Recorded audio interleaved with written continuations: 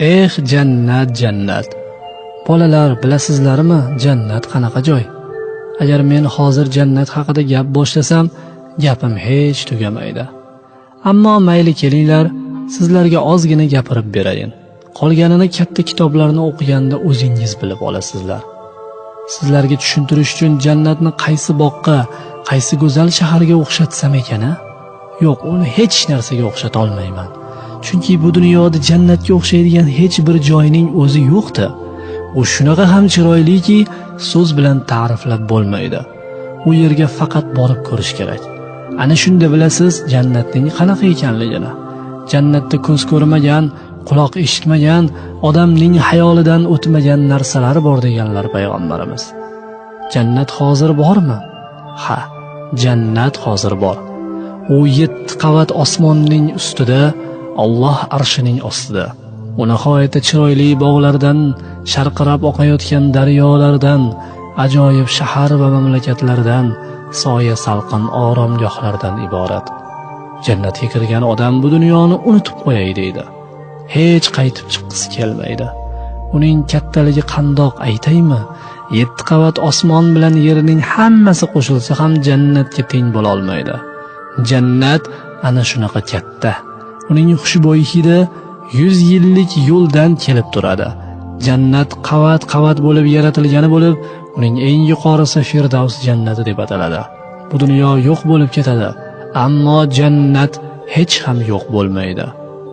Jannatning 8 ta darvozasi bor. Ular shunaqa kattaki, bu cheti bilan u chetining orasi 40 yillik yo'l. Jannat darvozasining oldiga birinchi bo'lib Muhammad sallallohu alayhi va sallam keladilar. Jannat u kishiga ochiladi. Jannatga eng avval shu zot kiradilar. Keyin u kishining ummatlari, biz musulmonlar kiramiz. Shundan so'ng boshqa payg'ambarlarning ummatlari kirishadi.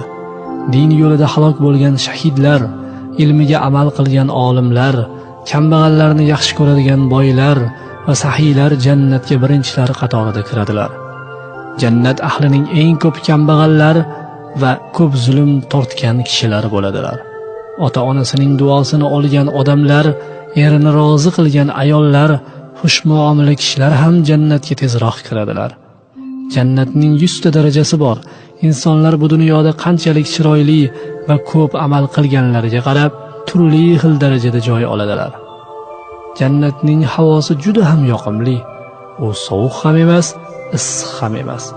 Doimo xuddi bahordek bo'lib turadi. Ertalab kun chiqish oldidan bo'ladigan nahor vaqti bor-ku, jannatda ana o'shanaqa toza va pokiza holat bo'ladi. U yerda quyosh bo'lmaydi, ammo Allohning nuri bilan hamma yoq yop-yorug' bo'lib turadi.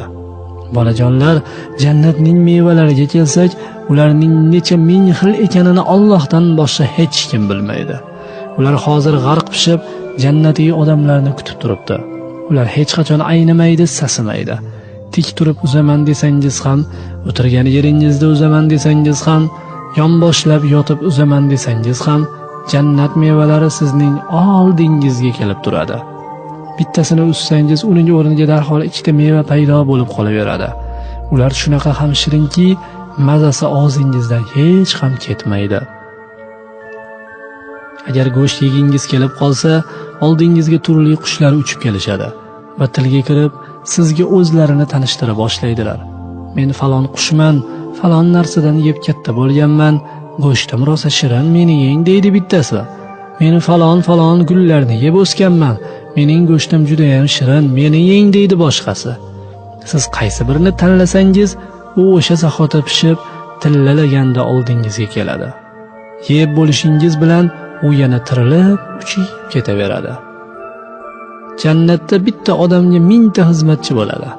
Ular har gal ovqat olib kelishganda 70 xil tillolaganda turli ovqatlar, son-sanoqsiz qadahlarda ichimliklar keltirishadi. Tanlagan taomingizdan istaganingizcha yeyaverasiz. Xohlagan ichimligingizdan mirqib ichaverasiz. Qorningiz to'lib ketmaydi. Ovqatdan keyin hojat ushatish, yozilish bo'lmaydi. Yegan ovqatingiz yengil terga aylanib, o'zi chiqib ketaveradi. Tanangizdan chiqqan terdan ajoyib atirning hidi keladi. Jannatda burun qoqish, tuflash, yo'talish, shamollash, kasal bo'lish yo'q. Alloh u yerda hamma odamlarga yangidan tana paydo qilib beradi. Badaningizda qon, yiring, balg'am bo'lmaydi. Nafas olib nafas chiqarganingizda og'zingizdan o'z-o'zidan hamd sano va tasbih chiqaveradi. Jannatda har bir insonga ovqat yeyish, ichish va boshqa ishlar uchun 100 ta odamning kuchi berib qo'yiladi. Bunday yaxshiliklar bu dunyoda harom narsalar yemagan, harom ishlarni qilmagan, Alloh va Rasulining aytganlarini qilib o'tgan, nafsini tiygan insonlar uchun tayyorlab qo'yilgan. Bolajonlar, jannatga kirishda kampirlar yosh qizlarga aylanadilar, chollar yigit bo'ladilar, soqollari bo'lmaydi. Jannatda hamma odamlar bir xilda, 33 yoshda bo'ladilar. Hech ham qaramaydilar, o'lmaydilar. Doimo yosh va chiroyli bo'lib yuraveradilar. Jannatda bir bozor bo'ladi, u yerda hech nima sotilmaydi, ammo har xil chiroyli odamlarning suratlari bo'ladi. O'sha yerga borib, qaysi surat sizga yoqsa o'shani tanlaysiz. Siz o'sha suratdagi chiroyli odamga aylanasiz. Shunday qilib hamma o'zi xohlagancha chiroyli bo'lib qoladi. Jannatda bitta dengizda suv, bitta dengizda sut, yana bir dengizda asal, boshqa dengizda boshqa ichimliklar bo'ladi. Ana o'sha dengizlardan daryolar oqib yotadi. Daryolar uylarning ostidan oqib o'tadi, ammo hech kimga zarar qilmaydi. Odamlar uylardan turib tomosha qilib o'tiradilar. U yerda yana bir daryo bor. U daryoning labida chiroyli qizlar bo'ladi. Ular juda chiroyli ovoz bilan ashula aytishadi. Odamlar kelib ularning ashulalarini eshitadilar. Bunaqa ovozni dunyoda hali hech kim eshitmagan. O'sha qizlardan qaysi biri kimga yoqib qolsa, Alloh uni o'sha odamga hadya qiladi. Uning o'rniga Alloh o'sha zahoti yana boshqasini yaratib qo'yadi. Alloh har bir kishi uchun xizmat qilsin deb jannatda 72 ta qiz sovg'a qiladi.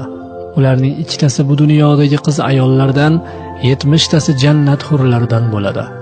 Jannatda xotin-qizlar ham mo'min musulmonlardan o'zlari xohlagan kishilari bilan birga bo'ladilar. Ularga ham Alloh juda ko'p yaxshiliklarni tayyorlab qo'ygan. Bolajonlar, jannatda bir daraxt bor. Agar uning tagida ot bilan 100 yil chopsangiz ham soyasi tugamaydi. Ha, aytganday, jannatda qanotli uchar otlar bo'ladi. Unga minsangiz sizni uchirib ketadi. Ammo yiqitib yubormaydi, olib qochib ketmaydi. Qayerga desangiz, xo'p deb olib borib, sizni tomosha qildirib yuradi.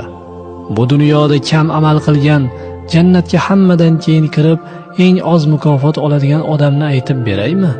U odamga jannatda beriladigan bog'lar, gulzorlar, shahar va mamlakatlar hozir biz yashab turgan dunyo bilan barobar bo'ladi. Keyin unga shu dunyodan yana 10 tasi beriladi. Ana ko'rdingizmi?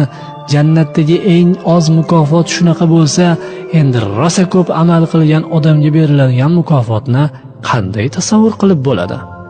Jannatning shahar va ko'chalari, saroy va qasrlari, hovli va uylari oltin kumushdan, yoqut va zabarjaddan, marvarid va zumraddandir. Yerida chang va kirlar yo'q. Tuprog'i yoqimli hid taratadigan za'farondir.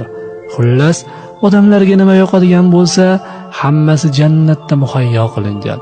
Ularga nima yoqmaydigan bo'lsa, hammasini do'zaxga olib kirib qo'yilgan. Jannatdagi eng katta ne'mat va mukofot shuki, hamma mu'minlar Allohni o'z ko'zlari bilan ko'radilar. U bilan yuzma-yuz turib salomlashadilar, gaplashadilar. Bu eng ulug' baxtdir. Demak, biz jannatda Allohni va payg'ambarimizni ko'ramiz. Avvalda o'tib ketgan mu'min ota-bobolar